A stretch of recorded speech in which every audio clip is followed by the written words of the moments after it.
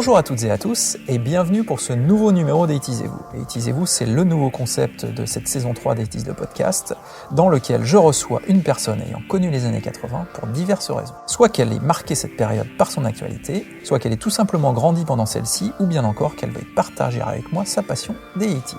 Nous nous retrouvons donc aujourd'hui dans le cadre prestigieux du Don Camillo dans le quartier de Saint-Germain-des-Prés à Paris et l'invité, comme le veut la tradition, va se présenter lui-même, donc nom, prénom, profession, date de naissance, s'il te plaît. Bonjour Frédéric, donc nom, prénom, Bouvet Éric, date de naissance 5 novembre 1972. Je travaille au sein d'un groupe de médias dans le domaine médical et de la santé, et donc j'ai un deuxième métier à mes heures perdues ou pas, ça dépend comment on l'entend, qui est illustrateur et peintre. Alors, bienvenue Éric. On va mettre de côté cette profession puisque on va pas du tout s'occuper de ce que tu fais dans ta vie professionnelle. Nous, on est là pour parler des années 80. Les gens le savent certainement déjà, mais tu nous réalises des illustrations pour le site depuis donc le début de cette saison 3, donc depuis à peu près le mois de septembre, si je me rappelle bien, pour notre numéro sur Running Man. Oui. Numéro de rentrée, Running Man, le prix du danger. Oui, c'est ça. D'ailleurs, je vais en profiter pour te remercier et puis pour remercier toute l'équipe de Aitis le podcast de m'avoir fait confiance pour ces illustrations. Alors, si je remets l'historique, parce qu'on va quand même prendre 2 minutes pour en parler, notre collaboration part d'un commentaire que j'avais fait sur un de tes dessins de Goldorak, je crois, et où tu t'étais permis de me contacter justement en voyant qu'on avait un rapport avec les années 80, puisqu'on aura l'occasion d'en reparler. Tu as beaucoup d'activités qui gravitent autour des années 80, mais oui. Pas que. Et donc, je me souviens de cet échange qu'on avait eu la première fois où tu m'as dit « Ah oui, content que ça te plaise. » Moi, je m'occupe donc de diverses choses sur les années 80. Et de fil en aiguille, on s'est dit pourquoi pas illustrer nos billets de podcast et donc de cadeaux bonus, donc des émissions, avec donc des thématiques années 80. Alors, ce qui est intéressant dans notre collaboration, je trouve, c'est que on respecte chacun le travail de l'autre. Et j'aimerais que tu me dises un peu, toi, comment tu as vécu cette saison à illustrer nos articles au niveau gestion. Est-ce que ça a été quelque chose qui t'a obligé à creuser des thèmes que tu n'avais pas forcément l'occasion de travailler ou qu'est-ce que tu peux me dire là-dessus? C'est vrai que sur la partie dessin animé, non, j'ai pas eu trop de mal à creuser. Après, c'est plus une question d'organisation personnelle, parce qu'effectivement, comme tu le disais, j'ai d'autres choses à côté qui se greffent entre les expositions et mes diverses activités personnelles et puis le travail. Là où j'ai entamé une série où tu m'as fait un peu plus ramer, c'est effectivement sur peut-être plus les films où j'avais moins l'habitude. Il y en a eu quelques-uns, donc voilà, ça a commencé par Running Man. Alors je sais plus, je crois que je t'ai fait Piège de cristal. J'avoue que ça m'a plus inspiré sur Piège de cristal que sur Running Man. J'aime bien Schwarzy, mais j'y ai mis plus de cœur sur celle-là. Après, c'est une question de goût personnel. Bon, c'est vrai que tous les sujets ne m'attirent pas non plus, donc on a toujours des goûts et préférences. Non, mais de toute façon, nous, au moment où on a entamé cette collaboration, il était clair qu'on voulait absolument pas te forcer à faire des choses contre nature. Ah oui, on était d'accord tous les deux. Mais si tu avais des pistes que tu voulais explorer, nous, on t'a absolument pas freiné. Et voilà. Donc, alors, on va revenir un peu sur le pourquoi du comment tu en es venu en plus de ton vrai métier. Alimentaire, voilà, alimentaire. on va revenir sur ton métier d'illustrateur et de peintre. Est-ce que tu peux nous en dire plus sur comment ça a démarré? Est-ce que tu as fait une formation pour ça? Est-ce que c'est vraiment quelque chose que tu as appris en autodidacte? Moi, j'ai toujours été, dès le plus jeune âge, j'allais dire apte à faire du dessin. Je dessinais très tôt.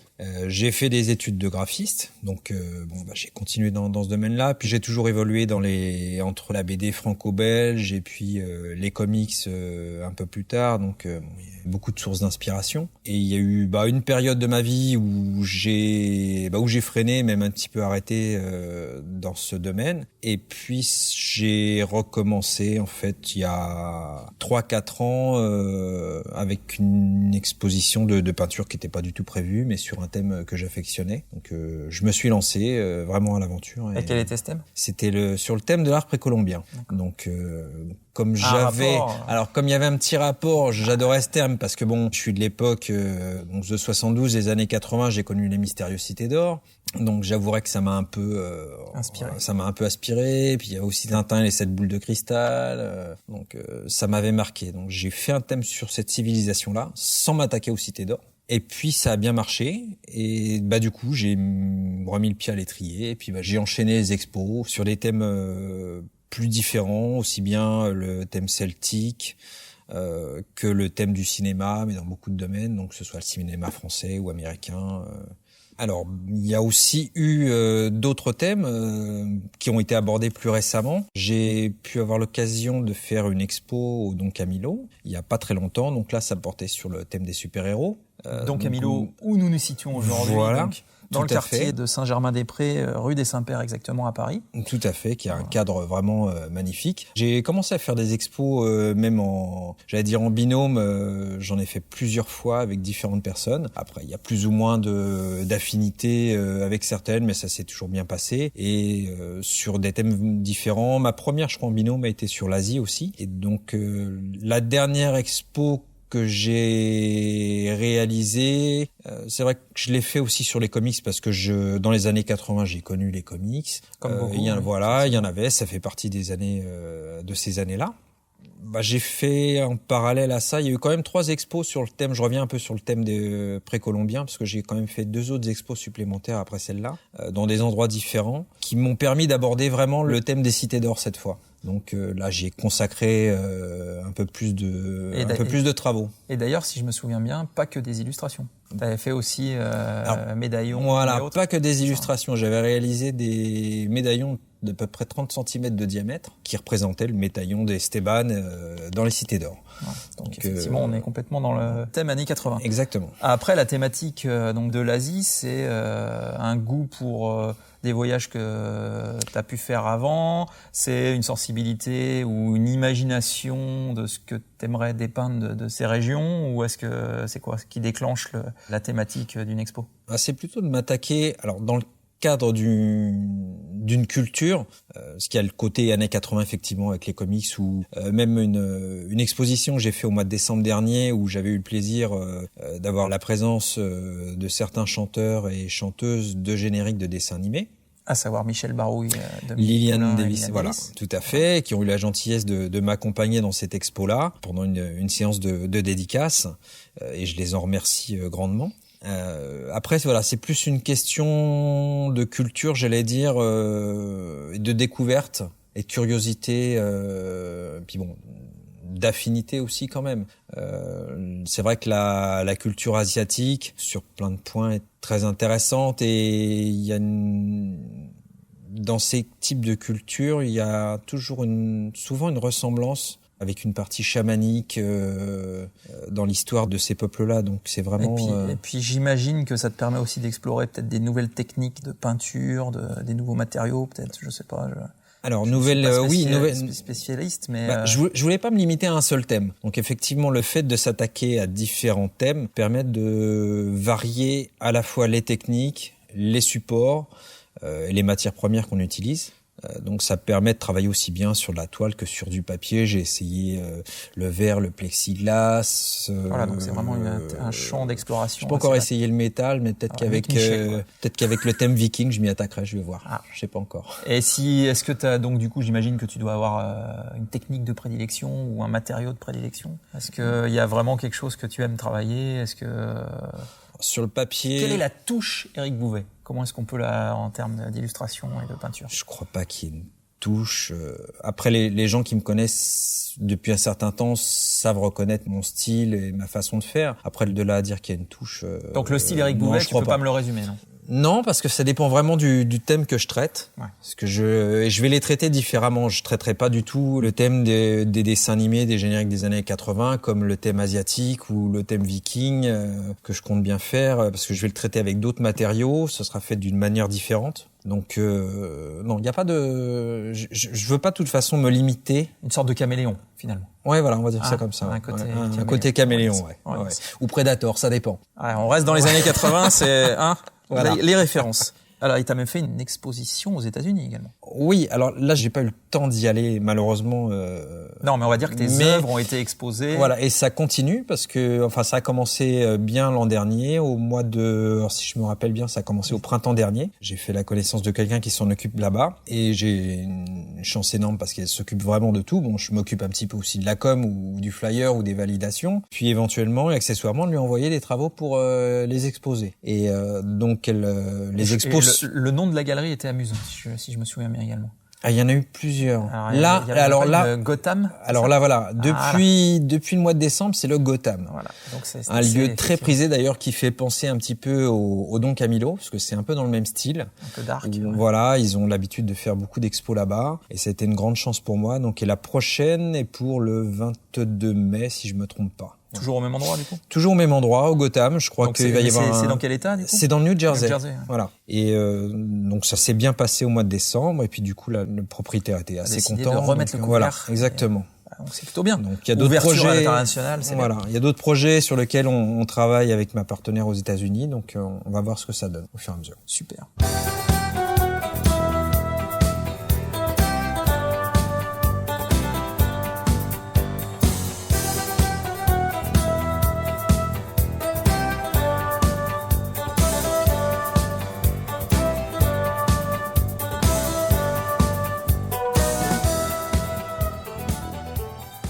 Alors, en termes de profil années 80, donc comme tu l'as dit, tu es né en 1972, donc ça permet d'arriver aux années 80 en ayant déjà 8 ans. Et quand on a 8 ans, on a quand même des souvenirs. Donc c'est vrai que tu es le candidat idéal pour parler des années 80. Parce que c'est vrai que moi je suis né en 1975, 76, donc j'avais que 4 ans au tout début de la décennie. Alors que toi, je pense que tu as des souvenirs de 1980 à 1989, 90. Donc cette décennie-là, comment pour la décrire, comment je l'ai vécu. Voilà, le profil du Éric Bouvet qui a connu toute la décennie des années 80. Déjà, je vais te remercier parce que c'est très diplomatique et puis d'une manière tellement élégante de me dire que je suis plus âgé que toi. Et effectivement, les années 80, 72, si j'ai eu la chance d'aller voir le premier Star Wars au cinéma. Mon père m'y emmenait direct, donc évidemment là, je peux pas. Comparé à ma malchance de ne pas avoir vu le 3 alors que je devais le voir, j'avoue que c'est une chance que tu as eue. C'est l'avantage que je sois plus vieux que toi. Et puis j'ai vu la première fois à la télé Goldorak. Donc forcément, c'est des choses qui marchent, c'est les principaux souvenirs. Et puis il y a tous les jouets qu'on trouvait en magasin, enfin c'est tous les premiers dessins animés qui sont arrivés sur les nouvelles chaînes de télé, c'était donc les télévisions françaises inondées de Japanimation, voilà, tu as connu bien connu. Oui, j'ai des souvenirs qui m'ont marqué plus que d'autres. Bon, c'est vrai qu'il y avait Goldorak. Alors il y avait aussi Candy qui arrivait juste avant, donc j'adore Dominique Poulain, mais c'est ce que je lui ai dit la dernière fois, c'était une attente interminable, épouvantable de voir Candy et de devoir attendre Goldorak. Ouais, c'est la première partie. C'était une première partie. On attendait la vedette américaine. C'était une vraie torture. Ouais. C'était une torture. Et je vais pas donner le terme anxiogène parce que je sais que tu le connais. Ouais. Mais mais il y a eu tous ces moments-là, et puis il y a des souvenirs très clairs avec les dessins animés du soir, avec Ulysse 31 qui passait à 8h-5, je crois, c'était quelque chose comme ça, exactement. Sur FR3. Juste avant, il y avait les jeux, je sais plus si c'était avec Jean-Pierre Descombes ou des choses comme ça. Il y avait les jeux de 20h. Ouais, les jeux de 20h, voilà, c'est ça. Donc il y a des souvenirs comme ça qui restent indélébiles. Ouais, et puis le générique de fin des programmes aussi avec Folon, les bonhommes qui s'envolent. Voilà, ouais, tout à fait. Chapeau, voilà, tu vois, et encore, je suis sûr qu'il y en a plein que j'ai vu, dont je dois me souvenir inconsciemment, mais j'arrive pas à les retransmettre tout de suite. Et cette décennie, donc comme tu le dis, tu as eu des séries d'illustrations donc en rapport, même avant de nous rencontrer sur les années 80, c'était déjà en route. Ça veut dire que c'est quelque chose qui du coup est resté ancré et qui a déclenché la volonté de faire des illustrations en rapport avec Goldorak, avec Albator et ainsi de suite. Donc est-ce que Éric Bouvet qui a connu les années 80 mais qui a aussi connu les années 90 a plus envie de dessiner Goldorak ou Albator que Le Prince de Bel-Air ou quelque chose qui a pu être dans les années 90, j'imagine. Oui, c'est fort possible. Il y a des séries qui m'ont quand même marqué dans les années 90, mais c'est vrai que j'ai pas un aussi meilleur souvenir que pour les années 80. Je crois que ça a été vraiment... Après, je crois que sur les années 90, on arrive plus sur le Club Dorothée, donc il y a un changement quand même il y a un changement de dessin animé, de programme, et puis on a vieilli entre les deux. C'est ce que, voilà, toi qui parlais de l'âge, mais c'est effectivement, on n'y est pas confronté au même âge, donc du coup, ça n'a pas le même impact sur nos vies. Et on le perçoit. On perçoit différemment, puis on a des activités différentes, on rentre un peu plus dans les études, après il y a le service militaire, donc il y a plein de choses qui fait qu'on lâche à un moment donné, je pense. Le service national, le mot est lâché. Le mot est lâché, voilà, c'était encore d'époque, d'actualité, et puis voilà, puis après il y a un relâchement parce qu'il y a 10 ans de boulot, parfois de galère aussi, hein, comme certains ont connu, donc il y a 10 ans pendant lesquels j'étais pas trop sur la télé, où j'ai plus passé mon temps à faire la foire qu'autre chose. Oui, j'étais plus dans les bars que devant la télé. Donc et puis après on passe aux années 2000 et puis ça commence à changer, on se retrouve dans un autre contexte professionnel, on réaborde des choses, je réabordais des sujets que j'avais connus dans les années 80, j'y suis retombé au fur et à mesure. Puis des fois, on a des enfants qui, du coup, nous refont penser à des choses quand on était petit. Voilà, tout à fait. On redéterre certains trucs, et puis voilà. Et puis on se heurte aux foudres de nos conjointes. Ça peut arriver, ce sont des choses qui arrivent. Hein. Voilà.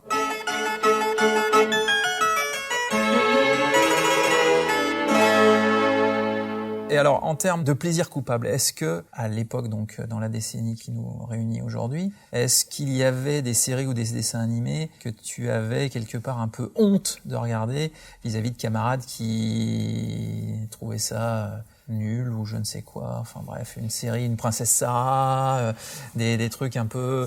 Alors on va dire ça froidement, on va dire plus destiné aux filles, je ne sais pas, tu vois, parce que c'était les dessins animés souvent il y a des dessins animés pour les filles et des dessins animés pour les garçons. C'est très sectorisé. Donc est-ce que tu étais un peu mais non, mais moi je suis quelqu'un qui aime tout découvrir, donc je regarde tout, ou est-ce qu'il y en a qui... Non, enfin je crois que j'ai plus été sectorisé avec l'âge. C'est-à-dire que moi j'ai continué à regarder en douce et en secret des dessins animés jusqu'à un âge très avancé, mais je crois qu'en fait, je devais pas être le seul dans ce cas. Oui, je te le confirme. Et voilà, donc c'était plus pour me cacher en fait, ou pas dire à mes parents que je regardais encore Albator ou Goldorak parce que ça passe pas à un certain âge. Mais c'était plus ça parce que je crois les dessins animés de filles, je crois que je les ai en toute honnêteté, je les zappais. Je les zappais. À part pour attendre Goldorak pour qu'on dise. Voilà, ouais, non, c'était non, je les connaissais évidemment, mais voilà, ça m'a pas laissé Non, j'avais plus une appréhension par rapport à l'âge, à me dire par rapport à la vision des autres, me dire oh non, tu regardes encore les dessins animés à cet âge-là. Et sorti des dessins animés, alors séries et autres choses. Parce que c'est vrai que finalement, t'es très dessin animé, mais quid des séries de l'époque? Est-ce qu'il y en avait qui... Je suis très difficile en fait. Je suis très difficile et les séries des années 80 m'ont fait un petit peu horreur, j'ai l'impression, entre Punky Brewster et là, je suis désolé parce que je commence à voir un changement de visage. Mais je vois bien que ma réponse ne te convient pas. Mais je vais te contrarier quand même. Voilà, je vais te déplaire, je le sais, mais bon. Mais non, en fait, c'était anxiogène pour moi en fait. Voilà. C'était vraiment anxiogène, Mais toutes les séries? Non, parce que là tu me cites Punky Brewster. Une grande partie, je regardais très peu. Alors après, si tu me dis 2-3 titres, là, je vais te dire oui ou non. Parce que je veux dire Magnum, tu peux pas considérer ça. Mais Magnum, non, ça allait. Magnum, par exemple. Mais mon père, en fait, m'a beaucoup habitué aux vieilles séries des années 60. Donc j'ai été bercé dans le Mission Impossible. Bon sang, mais c'est bien sûr les 5 dernières minutes, tout ça. Maigret. Non, ça j'ai évité parce que sinon je serais pas encore vivant pour t'en parler. Mais ça a été Mission Impossible, les vieux Star Trek, enfin la série. Ah oh là là, tu vas finir avec les acteurs en pyjama Cosmos 1999. Non. En plus même acteur que Mission Impossible. Ouais, exact. Donc non, je le dis, j'ai été bercé là-dedans et je le regrette pas. Alors Cosmos, c'est vrai que Cosmos 99, il y a vraiment un côté kitsch. Parce que les pattes d'Ef, c'est pas possible, c'est compliqué. Mais ma décharge, enfin les années 80, quand tu regardes au niveau vestimentaire et coupe de cheveux. Mais on y reviendra tout à l'heure. Oui, voilà. Garde tes munitions pour tout à l'heure. Mais sinon, non, j'étais plus dans le. Alors il y avait la dernière séance. Voilà, j'étais vraiment dans ce trip-là et mon père m'a fait connaître beaucoup de vieux films. D'accord. Et puis John Wayne et tout ça, quoi. Ouais, les grands classiques. Rio Bravo, du Clint Eastwood, La Poignée de Dollars. Voilà, exactement. Lino Ventura pour les films français. Après, Le Rouge et Mi, tout ça, tous ces grands classiques, avec tout ce qu'il y avait avec Gabin, tout. Donc, j'ai plus été élevé dessin comme animé, ça. film. Alors, pas de dessin série. animé, c'était moi. Mais voilà, tout ce qui était cinématographie, c'était vraiment mon père. C'est une des qualités que je lui reconnais. D'accord. Et alors donc ça veut dire les sagas, les aliens, tout ça. Après c'est venu aussi parce que je l'ai aussi un petit peu acclimaté à cette décennie-là et puis il y était réceptif donc j'ai fait tout. Oui, j'ai découvert tous les aliens, tout ce qui était Ridley Scott, même des séries, des films un peu plus noirs. J'en avais un en tête, je sais plus ce que c'est. C'était un film fantastique. Tiré d'un roman, enfin c'est un truc qui a pas marqué, mais il y avait Jürgen Prochnow dedans. Et je t'enverrai le titre en MP. Voilà, il y a des trucs, mais franchement j'étais curieux de tout. Bon après il y a certaines choses qui m'attiraient moins, mais les films de SF dans les années 80, il y a eu beaucoup, 70-80, il y a eu beaucoup de, il y avait du tri à faire, mais il y a eu beaucoup. Il y avait des bonnes choses, mais beaucoup de navets aussi, donc. Et puis il y avait des séries qui étaient à la croisée des deux.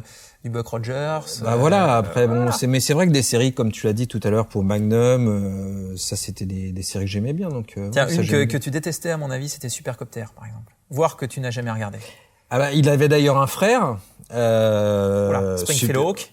Avec son frère. Supercopter avec le gars avec la moto. Bien sûr, Tonnerre Mécanique. Voilà, oui. Tonnerre Mécanique. Tu connaissais ça. Voilà, c'était les deux jumeaux donc. Non, tu détestais. Non, à la limite le côté. Alors ce que j'aimais bien, c'était le côté kitsch de K2000. J'ai toujours trouvé la coupe de David Hasselhoff. Qu'il a gardé d'ailleurs. Voilà, incroyable.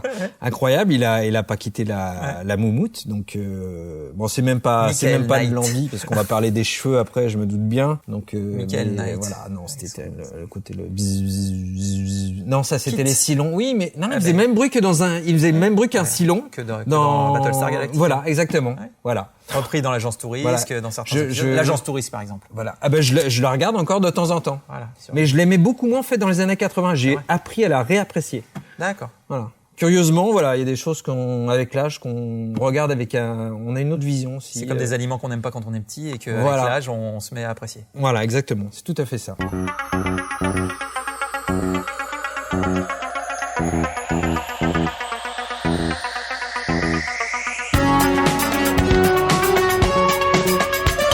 Bon, alors, en termes de cadeaux de Noël, puisque quand on est enfant, on a forcément l'impatience du cadeau de Noël.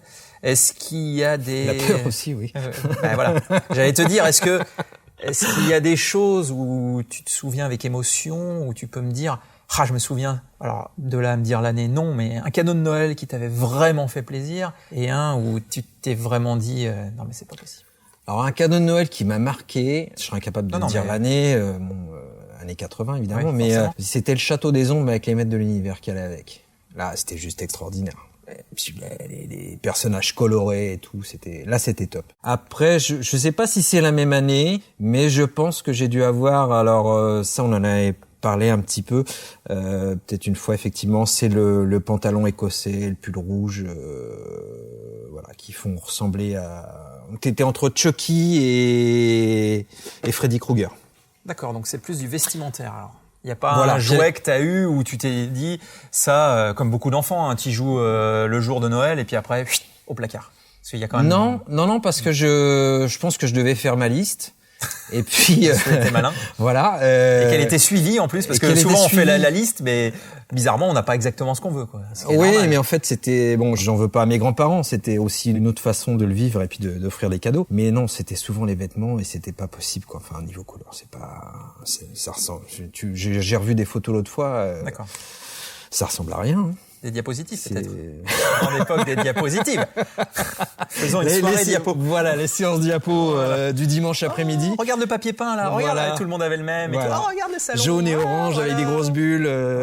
J'adore beaucoup la pomme pour mettre les glaçons. Hein, tu sais que c'est revenu à la mode. Hein. Et oui, je sais, je le vois bien dans les magasins. Après, il y a les couleurs, ça se discute pas, mais c'est toujours flashy. Mais c'est marrant d'avoir un ou deux éléments comme ça, qui ressortent des années 80. Et non, c'est sympa, c'est sympa. Père Noël, porte-nous dans ta grande des millions de cadeaux pour Marie et pour Charlotte. Le fouet, ce sera pour Eric et Noëlla. Mais surtout n'oublie pas plein de poupées pour les musclés. Bon, alors, et du coup, les émissions jeunesse des années 80 qui enrobaient ces fameux dessins animés dont on a déjà parlé, qui vont être Les Visiteurs du Mercredi, qui vont être Croque-Vacances, du Récré à deux, du Vitamine, l'émission qui donne bonne mine, et ainsi de suite. Tout cet enrobage, finalement, qui ne servait de prétexte qu'à nous amener les dessins animés qu'on adorait. Est-ce qu'il y a des figures emblématiques que tu retiens de cette époque? Est-ce qu'il voir avec lesquels tu as des relations ou tu as déjà renoué contact ou d'un biais ou un autre la première, je dirais, qui vient à l'esprit, c'est toujours Dorothée avec Récré à deux. Fatalement. Après, alors j'ai pas de contact avec Dorothée. Après, il y a une émission que j'adorais, parce qu'il y avait aussi, un petit peu comme Récré à deux, il n'y avait pas que des dessins animés, il y avait des rubriques, il y avait toujours des rubriques sympas dans ces émissions-là. C'était Croque-Vacances. Donc là où effectivement, avec Claude Pierrard et les deux marionnettes dont je vais pas tarder à oublier le nom. Et ça y est, c'est fait. Mais pareil, je les ai sur le bout de la langue. Voilà, donc t'as le lapin garçon et le lapin fille, et c'est Isidore et Clémentine. Et Soisy Corne aussi. C'était la fille qui présentait avec Claude Pierrard. Soisy Corne. Ah bah tu vois, là je m'en souvenais plus. Voilà. Mais voilà, moi je me souviens, Claude Pierrard, je m'en souviens parce que j'ai des contacts avec lui. C'est quelqu'un d'adorable. Ah bah c'est quelqu'un qui nous a élevés. Moi j'ai des souvenirs de Claude Pierrard. J'ai extraordinaire en plus. Une sorte de deuxième père finalement. C'est voilà. Puis il a toujours. J'espère qu'il me pardonnera. Il a toujours un côté vraiment adorable, sympathique. Enfin, quand on a des échanges par téléphone ou par mail, il a toujours ce côté paternel et. Non, c'était chouette ces émissions. Donc franchement voilà, je l'adore. Et puis passer des dessins animés. Souvent, c'était des dessins animés dont les génériques, on connaît le chanteur, donc je connais le chanteur maintenant qui est Michel Barouille, parce qu'il y avait la Bataille des planètes, il y avait Kelly Jekyll, il devait y avoir Vic le Viking. Bataille des planètes. Oui. Donc c'est des choses qui marquent. Évidemment. Alors Vitamine, comme tu l'as cité tout à l'heure, un petit peu moins. Ça m'a moins. Je connais l'émission, j'ai des souvenirs, mais ça m'a moins marqué. Et puis celui qui m'a marqué, l'émission qui m'a marqué le plus, évidemment, c'est Récré à deux. Puis après, je pense qu'on se dirige vers les années 90. Donc on passe. Il y a des émissions charnières, le Club Dorothée, effectivement, qui est entre 87, 88 et après. Et après, on passe sur le Club Dorothée. Milieu des années 90, ouais. Donc, et puis après, voilà. Il y a une période qui fait maintenant que j'ai été amené à connaître des chanteurs de ces génériques de dessins animés. Et puis, que ça m'a replongé dedans. J'allais dire 30 ans, presque 30 ans. La cure de jouvence. Ouais, la cure de jouvence. Non, mais c'est bien, c'est géant, quoi. C'est géant parce que je reprends vraiment plaisir à regarder certaines séries que j'avais peut-être un petit peu mises de côté ou j'avais moins regardé. Donc, et puis ça me replonge dedans et puis c'est extra de connaître ces gens-là parce qu'il y a pour une grande partie, ils sont adorables et puis en plus, ils méritent qu'on les connaisse. Je parle surtout des chanteurs parce que c'est des gens dont on connaît la voix, les paroles des chansons par cœur, mais on a longtemps pas connu ni le nom ni le visage. Oui, c'est ça. Comme Philippe Auguste qui, grâce à toi, on avait reçu sur un Étisez-vous, effectivement. Voilà, qui est la voix de Ken, de Capitaine Flamme, Musclor et de Martin Sheen. Voilà, il en a fait des tonnes mais qui n'est pas seulement ça. Qui n'est pas seulement ça. À nous voilà, oui, ça je le sais bien. Il me l'a rappelé aussi quand j'ai eu au téléphone. Donc, mais il a eu l'immense gentillesse de me pousser le cri de guerre de Musclor au téléphone. Ça m'a fait tout drôle. Puis c'est géant. C'est géant. Quand on entend la voix qui te le fait comme ça, sans que ce soit un dessin animé à l'écran, qui a aucun retour, là, tu sais que c'est pour toi et tout. Donc là, forcément, tu perds 30 ans d'âge. Facile. Tu ressors le château des ombres du grenier et en avant, quoi. Bah oui. Et oui. Mon secret, c'est de posséder une force fabuleuse depuis le jour où j'ai levé mon glaive magique en criant « Par le pouvoir du crâne ancestral !» Je détiens la force toute puissante.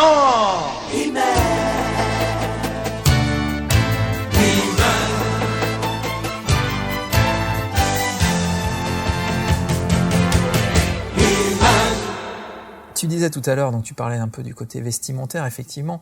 Dans les années 80, même au-delà du vestimentaire, est-ce que pour toi, il y a des choses à oublier? Les coupes de cheveux? C'est dingue, mais c'est chaque fois que je pose cette question, c'est, on va dire 80% du temps, c'est ce que les gens disent tout de suite. Bah, c'est parce que je pense que c'est ce qui a marqué le plus dans le pire. Si je puis m'exprimer ainsi. Oui, mais si tu vas par là, est-ce que maintenant, les coupes de cheveux sont mieux? Le truc, c'est que j'y fais beaucoup moins attention. Okay. Alors, j'y prête aussi moins attention parce que du coup, moi, entre les années 80 et le début des années 2000, bah, je les ai perdus. Donc forcément, et ne dis pas, ça élimine pas mal de souvenirs, de mauvais souvenirs, parce que quand je revois des photos de moi, les années 80, c'est pas. T'avais la coupe mulet, avoue-le. Ouais. On va bien sortir quelques diapositives de cette période, ça pourrait être valoir le coup avec le pantalon écossais. Non, bah oui, mais je vais en rester au CV. Je vais juste en rester à l'écrit parce que non, je te fais déjà tes illustrations. Okay. Et puis en plus, non, ce serait pas possible. Okay. Ce serait pas possible. Ça... Donc vraiment voilà, la coupe de cheveux. Ouais. Les fringues, les fringues c'était particulier parce que bon, il y avait le look gold avec les manches relevées jusqu'à presque le coude. Les épaulettes pour les femmes. Voilà. Bon, il y avait des épaulettes aussi pour les mecs, hein, quand tu voyais les vestes que c'était. C'est pas faux. C'était pas mal les. Ouais, non, c'est vrai. Les looks étaient quand même bien. Bon, je préfère quand même les années 80 aux années 70 parce que les pattes d'éléphant, je suis complètement allergique. Ah ouais. Ouais. Mais non, le pire quand même, c'était les coupes de cheveux. Ouais. Okay. Non, définitivement. On sent un traumatisme capillaire un peu latent. Dans les frissons du cœur, dans les mots des chansons, dans les cages d'ascenseur, où les câbles des bas-fonds, dans l'angoisse et la peur, frissonnant d'émotion, je te survivrai. En termes musical, est-ce qu'il y a une chanson ou un courant musical typique des années 80 que tu retiens ou je sais pas, ce qui est pareil, il y a une empreinte années 80 pour toi que tu es dans laquelle tu aimes bien te replonger encore actuellement? Est-ce que finalement t'as quand même pas mal de relations avec des chanteurs de génériques de dessins animés qui aussi ont des carrières de chanteurs autres, mais quand même qu'on a connus par des génériques de dessins animés. Mais après du chanteur emblématique, du début de soirée, du gold, ce genre de choses, est-ce que tu restes sensible à ce genre de... parce qu'en plus tu cites Gold, mais je crois que c'est un de ceux qui m'ont le plus marqué. Donc il y a eu 3-4 titres entre un peu plus près des étoiles ou Capitaine abandonné, je crois qu'ils m'ont marqué le plus, que j'ai connu tout de suite. Après, en prenant quelques années de plus, j'ai été plus sensible à la musique internationale avec des chanteurs comme Sting, ou voilà, que tu découvres quand tu deviens un peu plus, quand t'as passé le stade de l'adolescence. J'ai été, je pense, un peu martyrisé par mon père dans mes jeunes années le dimanche matin. Ça, c'est un souvenir horrible. Juste avant les repas de famille avec Charles Aznavour. Charles Aznavour. Ah ouais. Ou... Ah non, mais ça, là, tu parles de Jacques Martin. Non non. Quand mon père mettait on avait un repas de famille dans les années 80, c'était tout le monde venait à la maison. Ah ouais, c'était atroce. Il me mettait que des trucs, mais j'avais envie de me jeter par la fenêtre. Donc là, j'ai été allergique tout de suite. Le truc, c'est qu'Aznavour, si tu veux, toi, tu l'as connu dans les années 80, mais on peut dire ça d'à peu près 4 décennies. C'est-à-dire que 5 décennies même. Le gars, il a une carrière tellement longue qu'effectivement... Et il est toujours pas mort. Faut pas souhaiter la mort. Non, je le souhaite pas. Non, c'est une constatation. Mais en tout cas, mais oui, non, il tient. C'est-à-dire que bon, je préférais quand même les Beatles ou les Stones. Oui, mais est-ce que ça cadrait avec ton père? Pas trop. Voilà. Je les ai découverts, je dirais un peu plus tout seul. Voilà, par moi-même. Ouais. Donc après, mon père, c'est vrai que m'expliquait ou me donnait d'autres axes de recherche, mais découverte musicale, mais non, après j'ai réussi à l'habituer à Dire Straits. Belle performance. Voilà. Ouais, parce que ça j'aimais. Ça, j'adorais. Je crois que le titre qui m'a marqué le plus, c'est Money for Nothing. En plus, il y avait le clip qui était bien. Money for Nothing, c'est là où les paroles parlent d'un micro-ondes, c'est ça? Voilà, ouais, avec des personnages et puis en cube là et tout, façon Tetris ou Pac-Man. Et puis des fois il y a des gens qui ne le savent pas, mais t'as la voix de Sting aussi qui fait les voix derrière, qui fait les fronts de Dans Dire Straits? Ouais, dans Dire Straits. T'écouteras, t'as la voix de Sting. Je ne savais pas. Qui fait le cœur. D'accord. Et après, il y en a eu d'autres, Walk of Life, tout ça. Donc ça, c'est le genre de groupe qui m'a marqué après, que j'ai découvert vraiment en sortie d'adolescence. Donc un peu, avant d'arriver à la fin des années 80. D'accord. Donc pas de viens boire un petit coup à la maison, de ce genre de danse des canards. Je crois que je l'ai fait comme tout le monde, la danse des canards. Tu l'as peut-être subi à des mariages aussi. Oui, c'est souvent le subi. Je qu'on a. pense que c'est le mot qui convient. J'ai eu de la chance de faire certains mariages où on repassait du Capitaine Flamme ou du générique de dessin animé, donc c'est la preuve que ça a pas lâché. Et puis les gens ils sont revenus en fait, tous les quadragénaires de. Et puis après ça transmet aux enfants, c'est ce que je disais tout à l'heure. Voilà, c'est perpétue une sorte de tradition. Voilà, une espèce d'épidémie.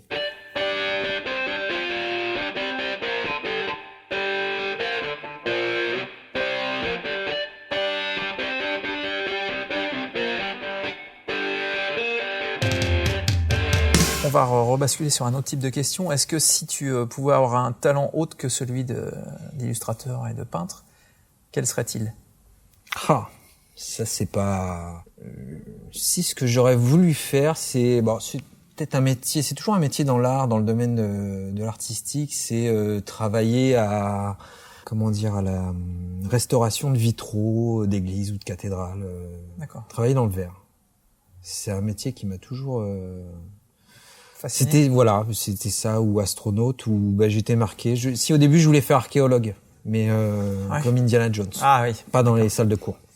Oui, voilà. Il y a plusieurs facettes à ce métier, mais effectivement. Donc voilà, ça aurait été ça, ou effectivement archéologue, ou astronaute, comme j'étais nul en maths. Ça n'a pas fonctionné, donc. Puis c'est moins accessible que le reste quand même. Voilà. Puis archéologue, j'avais pas la patience, même si j'étais bon en histoire, mais voilà. Donc du coup, j'ai pas fait. Ok. Voilà. Un objet dont tu ne te sépares jamais, s'il y en a un. Est-ce que tu en as? Un objet dont je ne me sépare jamais. Et ne me dis pas ton téléphone. Il va me le dire. Non, parce que si, parce que je me sépare. Mon caleçon, mais mon slip, mais je m'en sépare aussi comme le téléphone parce que je dors pas avec. Ouais. Donc non, t'as pas de fétiche. Non, alors à la limite la patte de lapin, le fer à cheval. Il y en a un, tu vois. Je te dis bêtise. En fait, c'est un bracelet. Alors évidemment, les gens pourront pas le voir, mais toi je te le montre. C'est un bracelet que je me suis fait poser au Festival du Tibet. D'accord. L'an dernier, en fait, en 2014, on m'a proposé d'exposer au sein du temple bouddhique de Quai à Vincennes, à la pagode. Et je me suis retrouvé, alors je crois qu'il y avait 2 occidentaux qui exposaient. Il y avait une photographe et moi pour les peintures. Et il y avait 4 autres exposants qui étaient des Tibétains. Donc c'était vraiment des lamas qui étaient là, qui faisaient il y avait des mantras, ils faisaient des choses fantastiques. Et il y en avait un qui posait en fait des bracelets, qui les bénissait. Donc il y a un petit rituel à faire, t'arrives devant, tu te mets à genoux, tu salues, et il fait une prière pendant qu'il te pose un bracelet. Le truc fait juste 1 mètre de long, donc il fait 50 tours. Et après il te le crame au briquet. Et voilà, et en fait c'est des bracelets qui viennent, qui ont été bénis, j'allais dire bénis, c'est plutôt le terme catholique, mais qui ont été consacrés par le Dalai Lama lui-même. Donc voilà, c'est un petit porte-bonheur que j'ai depuis 2014 et qui me lâche pas. Donc je vais m'en refaire mettre une couche, je pense, cette année au mois de juin. Et cette fois, j'emmènerai ma fille là-bas, donc pour qu'elle voit ce que c'est un petit peu, qu'elle découvre une autre culture aussi, parce que c'est vraiment des gens qui sont adorables, zen, détendus et qui sont très sensibles, J'ai eu un très beau souvenir pendant l'exposition, et c'est vraiment des gens d'une grande sensibilité. Ok, donc on a bien trouvé un objet. Voilà, Depuis 2014. Voilà, seulement depuis 2014, j'en ai pas avant, non. Ok. Et alors, pour rester dans le cadre des super-héros, si tu pouvais avoir un super pouvoir, lequel serait-il ? Ben, il vaudrait mieux pas parce que je m'en servirais. Mais peut-être pas qu'à bon escient d'ailleurs, mais c'est difficile parce qu'il y en a plein qui sont sympas. J'aimerais voler, mais voler. Voler. C'est très réducteur un seul en fait. C'est déjà mieux que 0. Ouais, mais ça sous-entendrait qu'il faut que je me balade avec un slip par-dessus mon pantalon. Ah bah oui, après. Qui plus est, de couleur vive. Ouais. Donc là, on peut pas tout avoir. Voilà. Mais non, un seul pouvoir, voler peut-être. Voler. Il y en aurait plein d'autres, hein. Mais je préfère les pouvoirs des super méchants aux super gentils. C'est pas. D'accord. Donc voler.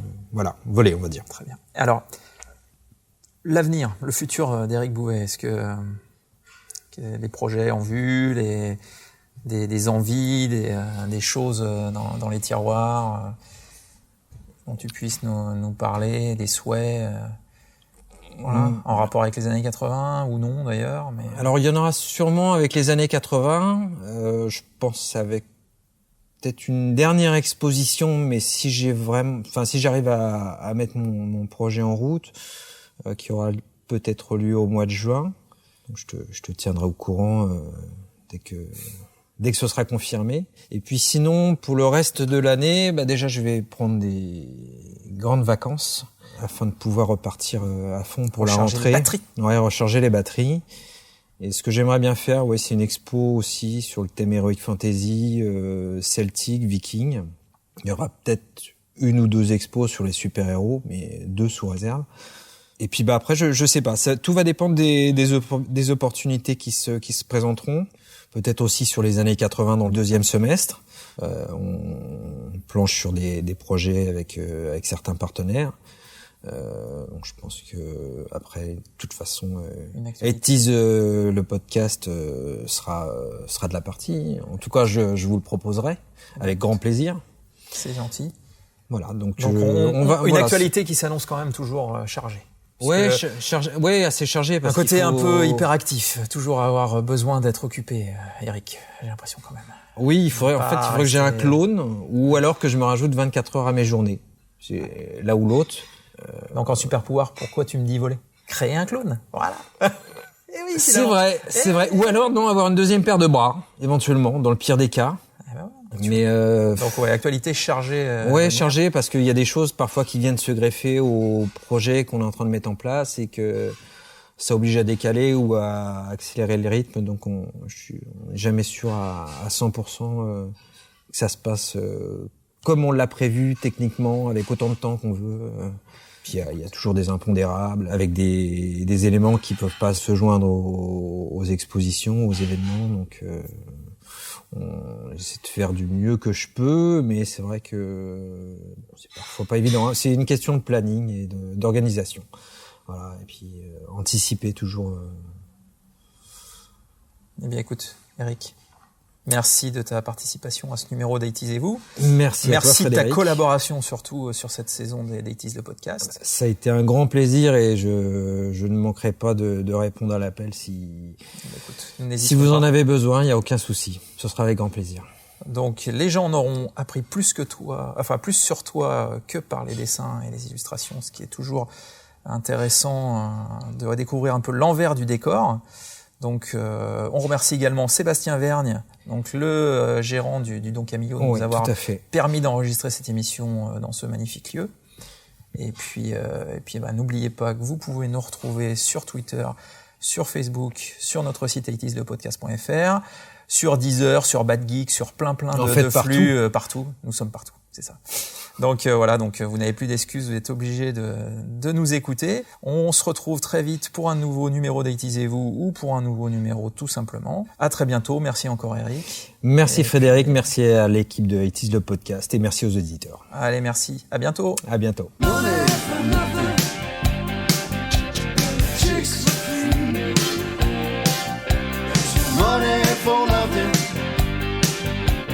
Chicks for free. Money for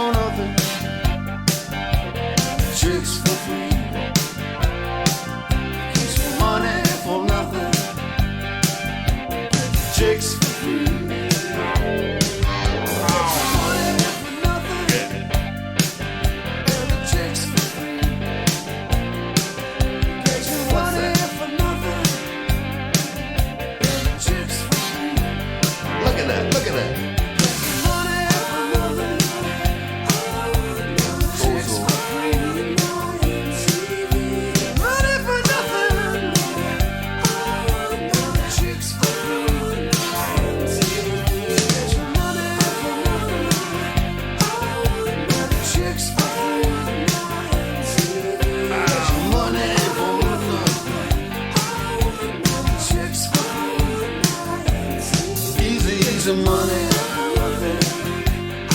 Easy, easy chicks for free. Easy, easy money.